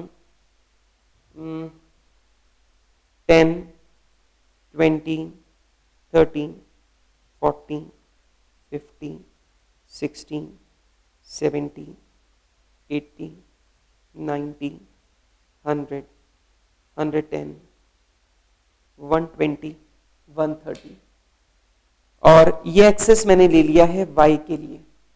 ओके, अब इधर भी वैल्यूज पुट कर देते हैं 10, 20, 30, 40, 50, 60, 70, 80, 90, 100, 110, 120, 130। तो लीजिए बेटा मैंने यहाँ पे x और y की वैल्यू जो है वो मैंने लिख दी। अब इक्वेशन 1 कहता है अगर x आप 0 यूनिट बनाते हो तो y के यूनिट्स बनेंगे 80 इतने, और बेटा अगर आप y के यूनिट बनाते हो 0 तो x के यूनिट्स बनेंगे 20। तो लीजिए बेटा तो ये 80-20 का कॉम्बिनेशन है, तो ये मैंने यहां पे बना दिया है और ये लीजिए बेटा यहां पे मैंने लाइन भी खींच दी। अच्छा ये मेरी इक्वेशन 1 है, इक्वेशन 1। अब ध्यान से देखिए इक्वेशन 1 क्या कहती है, x और y की जो भी वैल्यूज होंगी उनका टोटल इससे ज्यादा होना चाहिए। क्या बोला है, इक्वेशन क्या है, ग्रेटर देन। इसका मतलब जो भी वैल्यू x और y पुट करने से आए वो इससे ज्यादा आनी चाहिए, और इससे ज्यादा आनी चाहिए तो आप मुझे बताइए बेटा इसका डायरेक्शन किधर होगा, वैल्यू इससे ज्यादा होनी चाहिए, तो मैंने ज्यादा की तरफ निशान लगा दिया। अच्छा अब इक्वेशन नंबर 2 की बात करें तो x के 0 यूनिट है तो y के बनेंगे 60। ओके, और बेटा अगर y के 0 यूनिट है तो x के बनेंगे 30। ठीक है, तो लीजिए बेटा 60 और 30 का ये जो कॉम्बिनेशन है, इस कॉम्बिनेशन में बेटा हमने यहां पे ये लाइन खींच दी है, और बेटा ये जो ये हो गई मेरी इक्वेशन नंबर 2। और अब जल्दी से देख के बताओ इक्वेशन नंबर 2 क्या कहती है कि वैल्यू जो है वो ग्रेटर देन होनी चाहिए इससे कि लेस देन होनी चाहिए, ग्रेटर देन। इसका मतलब हमारी इक्वेशन नंबर 2 कहती है कि जो भी आपको x और y का कॉम्बिनेशन लेना है उसकी वैल्यू इससे ज्यादा होनी चाहिए, और बेटा इससे ज्यादा होनी चाहिए तो ये लीजिए बेटा मैंने ग्रेटर की तरफ साइन लगा दिया कि वैल्यू इससे ज्यादा आनी चाहिए। अब जरा देखो इक्वेशन 1 कहती है इससे ज्यादा, इक्वेशन 2 कहती है इससे ज्यादा। इसका मतलब ये हुआ कि जो भी कॉम्बिनेशन वैल्यू मुझे लेनी है वो ऑब्वियस बात है इन दोनों से ज्यादा होनी चाहिए, और इन दोनों से ज्यादा होनी चाहिए तो बेटा ये लीजिए ये मैंने एरिया डार्कन कर दिया है। ठीक है, अब जरा ध्यान से देखो यहां पे ये कंडीशन कहती है इससे ज्यादा, ये कंडीशन कहती है इससे ज्यादा, लेकिन यहां रोकने वाला कोई नहीं है। मतलब यहां पर आपको बोल रहे हैं कि हमें इससे ज्यादा चाहिए, हमें इससे ज्यादा चाहिए, लेकिन कम किससे चाहिए वो नहीं दे रखा। यहां पर सारी कंडीशन ग्रेटर देन है, यहां पे लेस देन वाली कोई भी कंडीशन नहीं है। इसका मतलब मेरी जो भी वैल्यू है वो इससे ज्यादा आनी चाहिए, इससे ज्यादा आनी चाहिए, लेकिन इसको बांधने वाला, इसको रोकने वाली कोई भी कंडीशन, लेस देन वाली कोई भी कंडीशन मेरे पास नहीं है। तो इस सॉल्यूशन को हम लोग क्या बोलते हैं, इस सॉल्यूशन को हम लोग क्या बोलते हैं बेटे, सॉल्यूशन को हम लोग बोलते हैं, इस सॉल्यूशन को बेटा हम लोग बोलते हैं अनबाउंडेड सॉल्यूशन। क्या बोलते हैं, अनबाउंडेड सॉल्यूशन। इसका मतलब यह हुआ कि ये एक ऐसा सॉल्यूशन है जिसकी कोई भी बाउंड्री नहीं है। मेरा क्वेश्चन कहता है कि मेरी वैल्यू इससे ज्यादा हो, इससे ज्यादा हो, मतलब दोनों कंडीशन बताती हैं कि भैया इससे ज्यादा वैल्यू आनी चाहिए, इससे ज्यादा वैल्यू आनी चाहिए, लेकिन बेटा रोकने वाला, बांधने वाला, बाउंड करने वाली कोई भी कंडीशन नहीं है। और बेटा यहां पे बाउंड करने वाली कोई भी कंडीशन नहीं है तो इसे हम लोग क्या बोलते हैं, अनबाउंडेड सॉल्यूशन।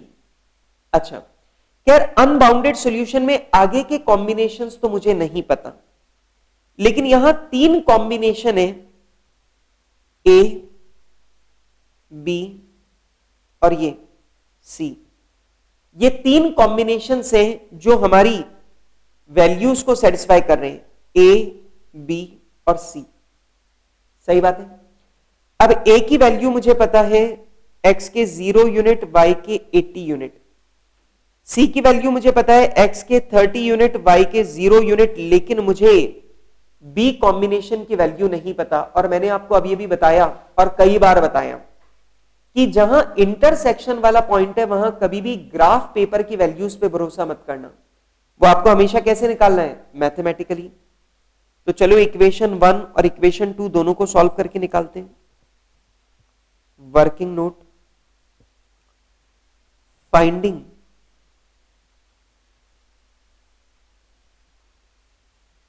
combination values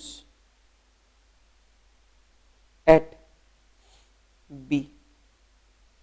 चलिए बेटा, अब हमारी जो इक्वेशन 1 है वो इक्वेशन 1 है 4x plus Y is equals to 80, और इधर आ जाएगा 2x plus Y is equals to 16। Equation 1, equation 2 ये हो गया। 2x is equals to 20, x is equals to 10। अब मुझे x की वैल्यू पता चल चुकी है, तो इसे मैं फर्स्ट इक्वेशन में रख दूंगा। Putting values of x in equation 1, 4x, so 4 into 10 plus y is equals to 80, तो y is equals to 40, y is equals to 40। तो बेटा कॉम्बिनेशन B पर x की वैल्यू है 10 और y की वैल्यू है 40, तो लीजिए बेटा लिख देते हैं, x की वैल्यू है 10, y की वैल्यू है 40, तो आ गया 10 एंड 40। तो लीजिए बेटा यहां पे मेरे पास आ गया है 10 एंड 40। ठीक है। अच्छा, अब मेरे पास 3 पॉइंट है जो मेरी दोनों इक्वेशंस को सेटिस्फाई करते हैं। अब इनकी वैल्यूज को मैं पुट करूंगा ऑब्जेक्टिव फंक्शन में। और अब की बार ध्यान रखना, अपनी प्रॉब्लम क्या है, मिनिमाइजेशन। तो देखिए point number D,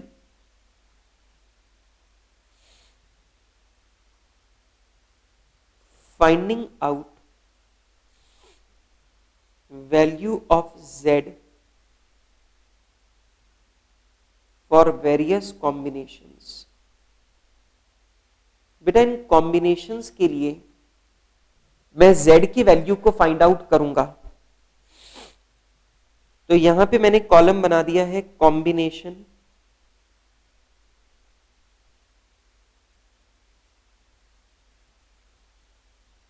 then quantity हो जाएगी x एंड y की, लेकिन यहां पे x एंड y क्या है, केमिकल A और B, chemical A and chemical B। ठीक है। फिर आ जाएगा वर्किंग्स और फिर आ जाएगा कॉस्ट, ब्रैकेट में आ जाएगा z। हाँ जी बेटा, हमारा जो पहला कॉम्बिनेशन है A, वो कहता है 0 एंड 80। अच्छा बेटा, अब यहां पे ऑब्जेक्टिव फंक्शन में देखिए जो वैल्यू है वो है 10x प्लस 3y, तो आ जाएगा 10 इंटू 0 प्लस 4 इंटू 80, कुल मिला के 320।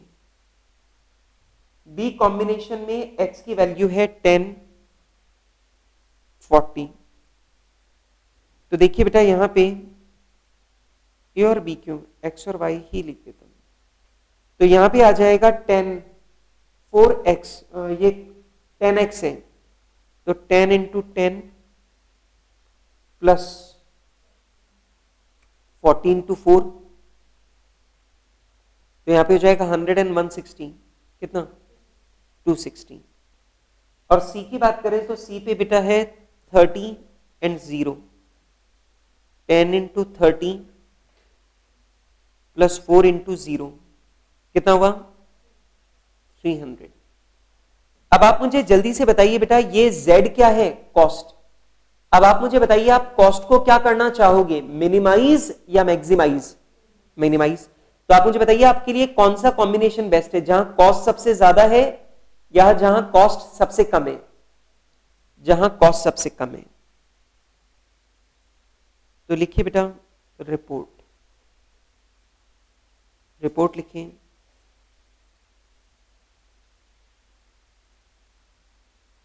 we will purchase 10 mixes from X। हाँ जी बेटा, we will purchase 10 mixes from supplier X and 40 mixes from supplier bye. तो बेटा हम लोग 10 मिक्सेस तो खरीदेंगे एक्स से और 40 मिक्सेस हम लोग खरीदेंगे सप्लायर वाई से, ठीक है। And this will give us minimum cost of ₹260।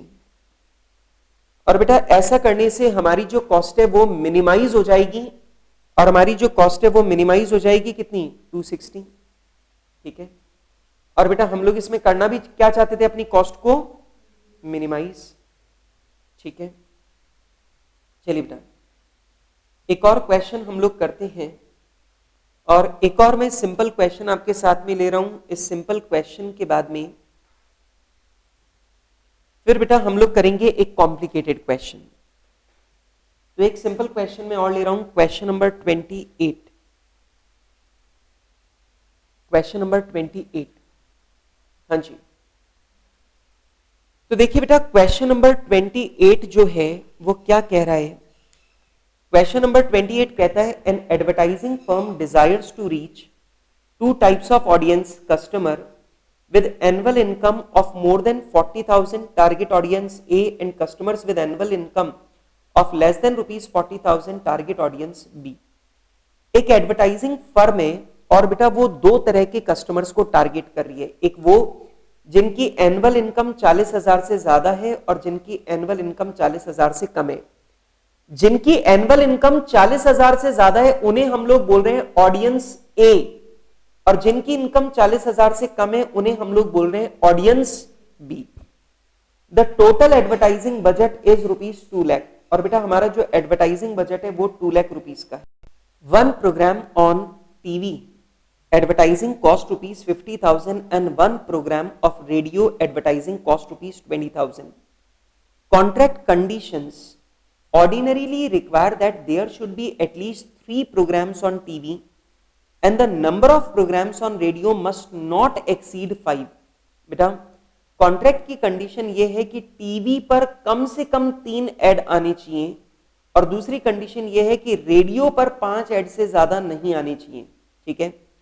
Survey indicates that a single TV program reaches to 7,50,000 customers in target audience a and 1,50,000 in target audience B।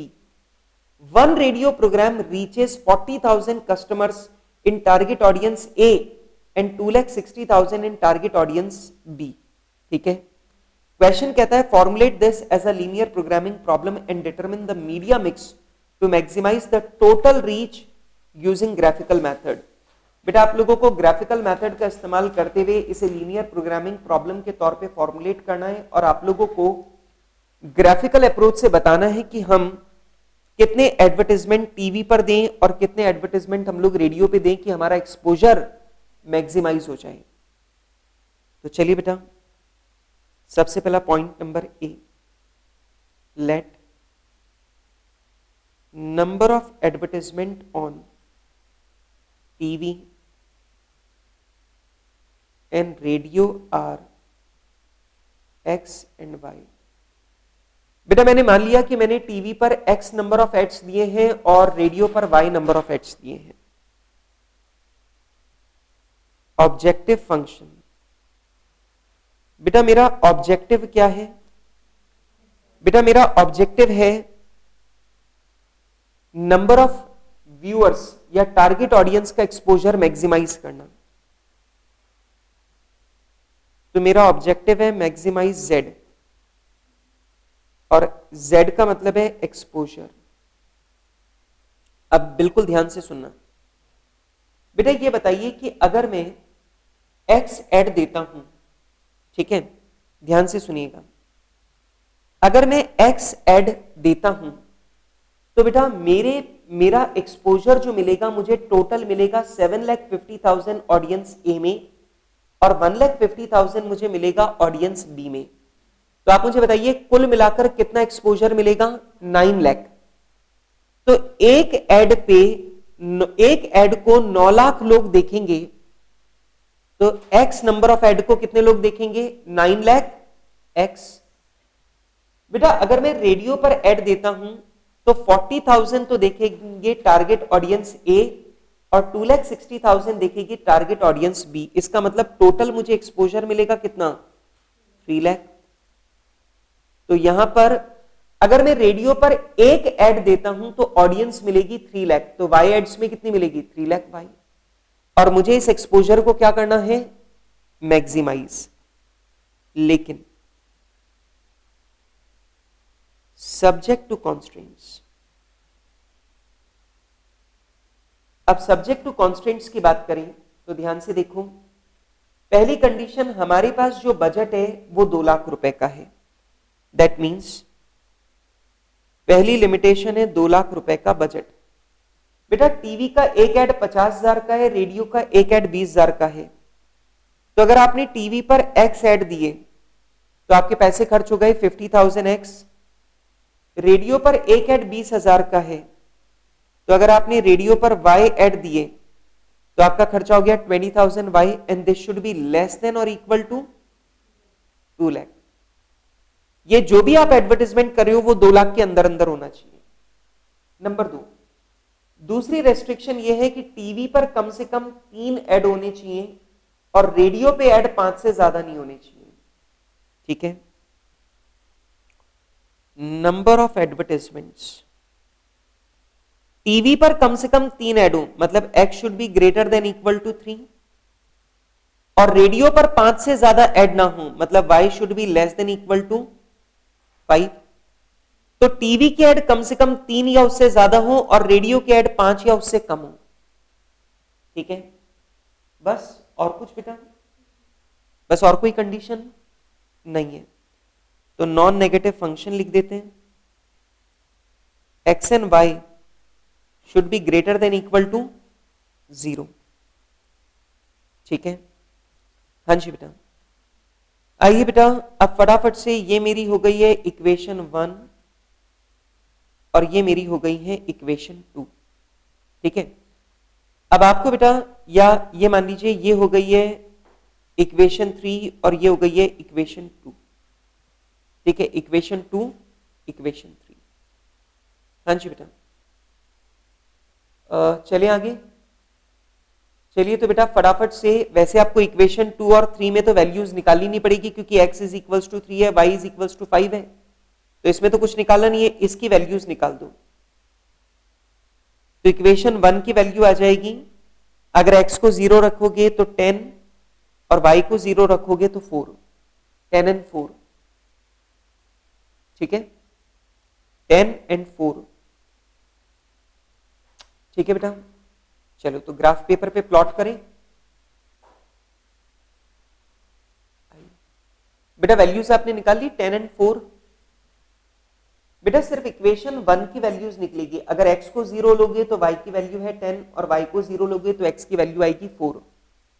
ठीक है, चलिए तो आते हैं पॉइंट नंबर सी पर, putting equation values in graph. हाँ जी बेटा, इक्वेशन वाली वैल्यूज को अपन ग्राफ में प्लॉट करते हैं।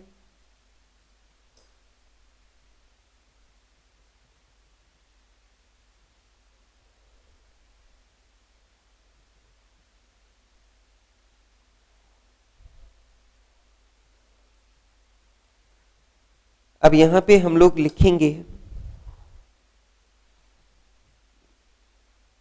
तो यहां पर आ जाएगा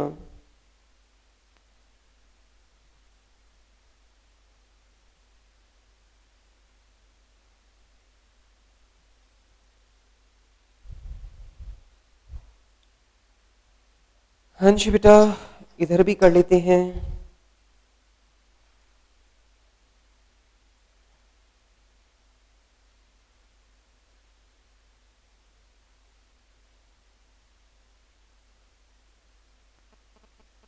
हाँ जी, 0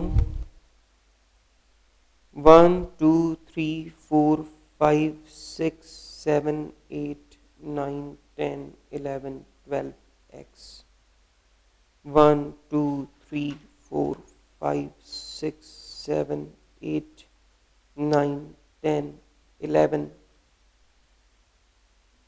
y। ओके, चलिए बेटा लेट्स स्टार्ट, शुरू करते हैं। सबसे पहला बेटा इक्वेशन नंबर 1 में वैल्यूज हैं। अगर x हम लोग बनाते हैं 0, मतलब टीवी पर ऐड देते हैं 0, तो बताओ टीवी पे अगर 0 ऐड देंगे तो रेडियो पे कितने दे सकते हैं? 10। और रेडियो पे अगर 0 ऐड देंगे तो टीवी पर कितने दे सकते हैं? 4।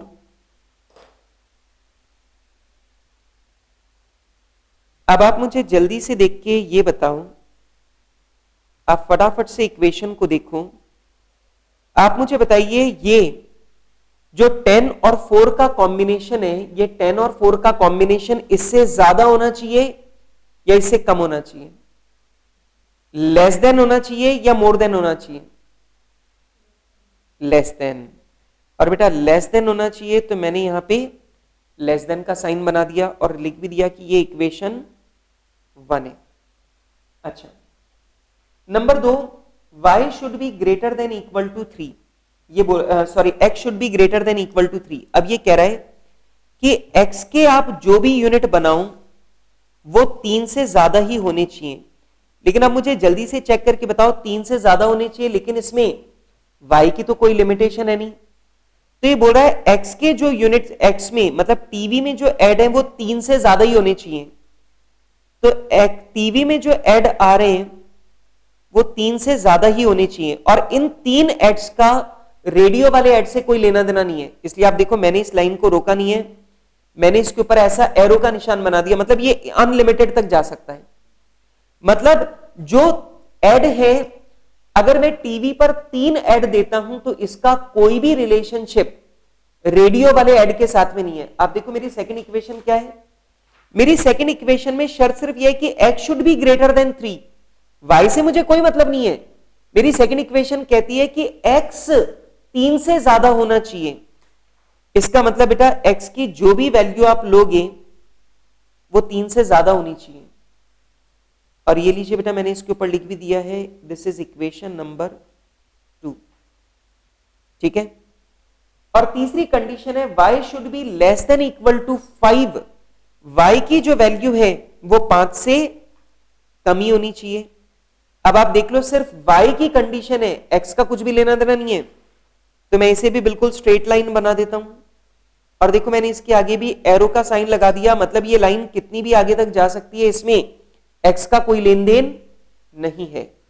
और कंडीशन ये है कि y should be less than equal to 5, less than equal to 5। ये क्या है? मेरी इक्वेशन नंबर 3। और लेस देन 5 है, इसलिए देखो मैंने लेस देन का साइन बना दिया कि भैया इससे कम ही होना चाहिए। अब आप मुझे बताइए बेटा कॉमन फिजिबल एरिया बताओ, कॉमन फिजिबल एरिया जिसमें तीनों की शर्तें पूरी हो रही हो। हाँ जी, इससे कम होना चाहिए, इससे कम होना चाहिए और इससे ज्यादा होना चाहिए। देखो क्या कह रहा है, इससे कम और इससे ज्यादा। आप मुझे जल्दी से बताइए कॉमन फिजिबल एरिया कौन सा आ रहा है, इसके नीचे नीचे हो, मतलब इसके ऊपर ना हो, इसके नीचे हो, इससे कम हो और इससे ज्यादा हो। तो आप मुझे जल्दी से देख के बताइए क्या आपका कॉमन फिजिबल एरिया ये वाला आ रहा है? क्या यही वो एरिया है जो तीनों इक्वेशंस को सेटिस्फाई कर रहा है? तो आप मुझे बताइए क्या ये मेरा कॉमन फिजिबल एरिया हो गया?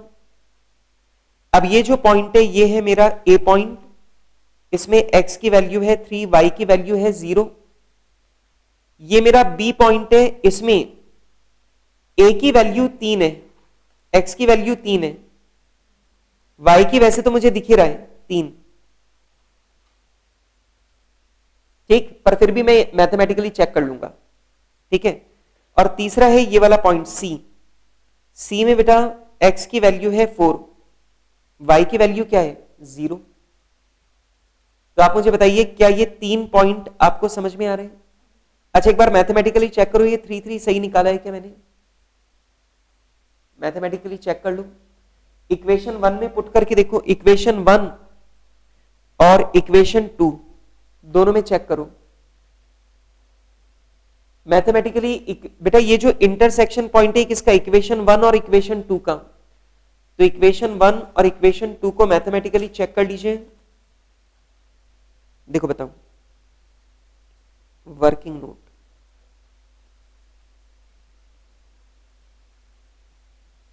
Intersection point B. बेटा इक्वेशन 1 है हमारी 50,000 x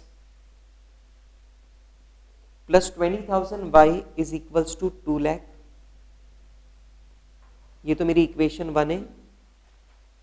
और बेटा x इज इक्वल्स टू 3, ये मेरी इक्वेशन 2 है।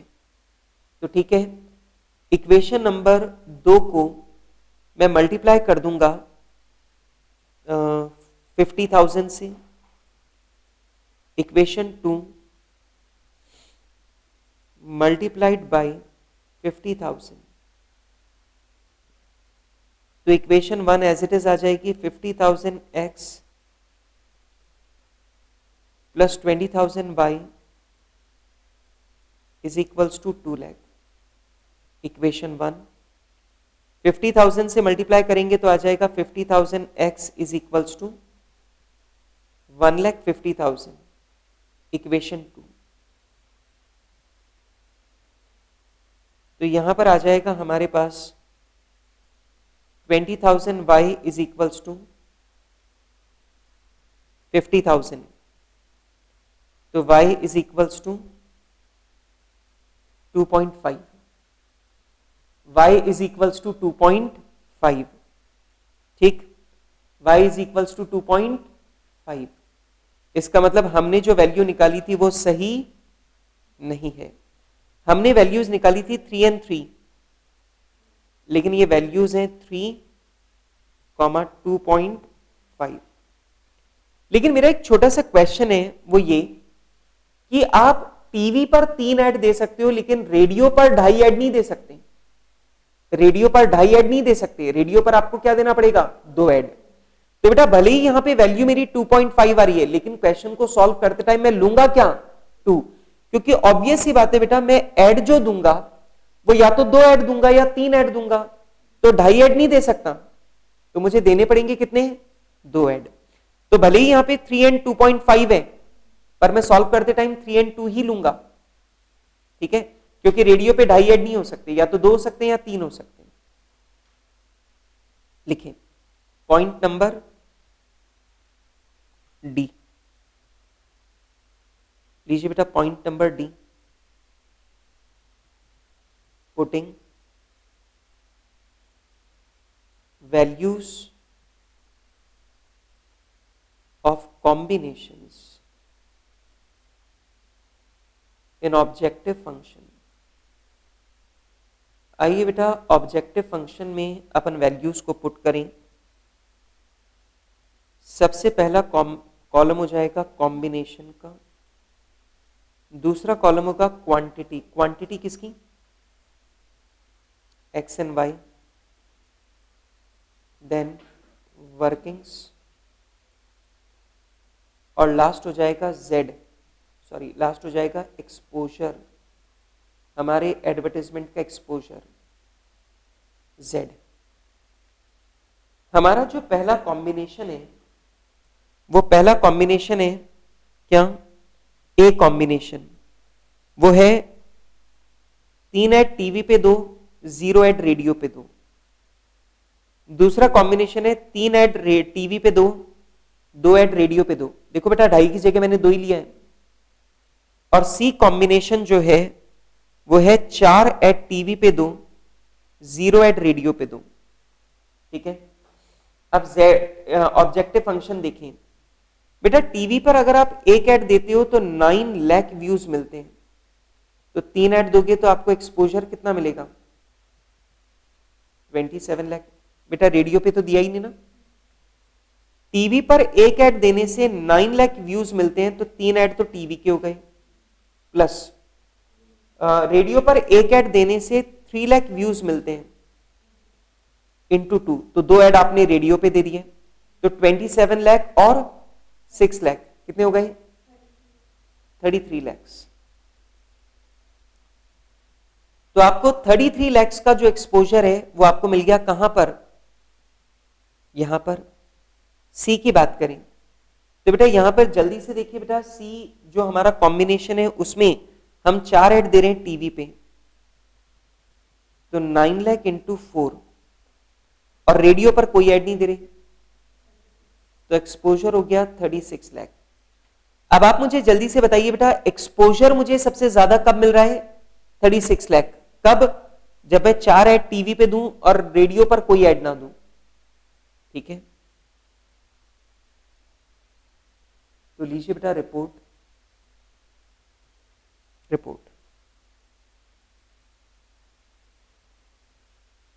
We must give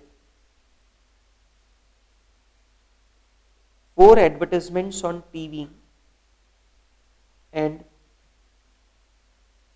no advertisement on radio, and this will give us maximum exposure। हाँ जी बेटा, and this will give us maximum exposure, और बेटा इसमें हमें एक्सपोजर भी मैक्सिमम मिलेगा। ठीक है, हाँ जी बेटा बताएं बेटा, कोई दिक्कत। बेटा आप मुझे जल्दी से ये बताइए कि जो ग्राफ पेपर पे मैंने आपको समझाया, इससे ज्यादा, इससे ज्यादा और इससे कम, ये बात आपको समझ में आ गई पूरी? हाँ जी, बात समझ में आ गई। अच्छा ये बताओ, मैंने इस लाइन को स्ट्रेट क्यों बनाया, क्योंकि कंडीशन ये है कि टीवी पे ऐड 3 से ज्यादा होने चाहिए।